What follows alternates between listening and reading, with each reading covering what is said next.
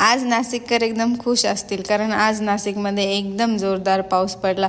2026चा पहिला पाऊस होता. एकदम जोरात पाऊस पडला आणि हे जे गरम होत होतं ना, ते वातावरण एकदम थंड थंड झालं. तुम्ही वातावरण बघू शकता, एकदम भारी झालं. आणि त्याचसोबत मग मी हा मस्तपैकी चहा पण एन्जॉय केला.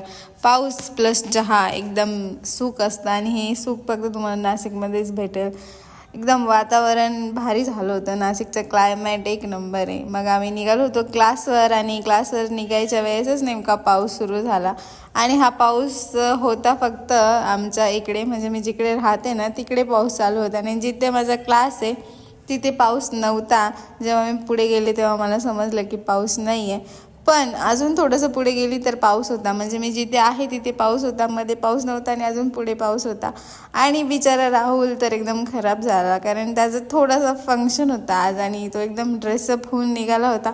पण पावसाने सगळी घाण केली. मी त्याला बोलली होती की नको चेंज कर कपडे, पण त्याला वाटलं नाही आहे पाऊस तर ठीक आहे काही नाही होणार. पण पुढे जाऊन तुम्ही त्याची अवस्था बघू शकता. पावसाने एकदम खराब झाला आणि त्यातल्या त्यात वाईट कपडे घातले होते. वाईट कपडे तर एकदमच घाण झाले. बिचाराचा मूड ऑफ झाला होता. पण ठीक आहे, पावसाने खूप छान वाटलं.